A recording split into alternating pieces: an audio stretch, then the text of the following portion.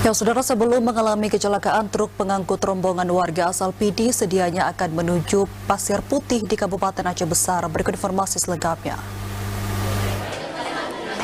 Hingga Selasa petang, 41 korban kecelakaan truk di Jalan Perbukitan Kampung Lamreh masih dirawat intensif di instalasi gawat darurat RSUZ Banda Aceh. Sejumlah korban telah didampingi orang tua maupun kerabat yang tiba usai menerima kabar kecelakaan. Alat penyangga terpasang di beberapa bagian tubuh korban yang umumnya remaja.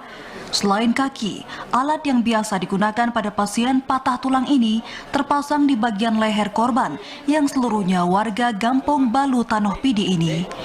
Menurut Kecik Gampong Balu Tanoh, sebelum kecelakaan truk yang berangkat pukul 9 waktu Indonesia Barat dari Gampong di Kecamatan Sakti tersebut rencananya menuju ke kawasan wisata Pasir Putih untuk berlibur di lokasi wisata Aceh Besar yang sudah direncanakan warganya sebelum Lebaran Idul Fitri.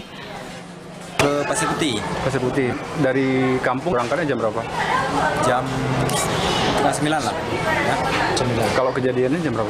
Menurut keterangan orang ini lebih kurang jam 1. Tahu bahwa mereka memang ada rencana buat acara itu ya. Sudah sejak kapan nih mereka? Memang dalam Lebaran ini. Lebaran ya. Ada berapa banyak?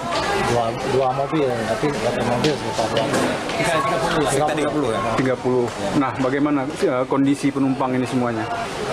Remaja. Kamal juga menyebutkan selain penumpang, truk juga mengangkut perlengkapan memasak dan teratak karena rombongan rencananya akan bermalam di objek wisata.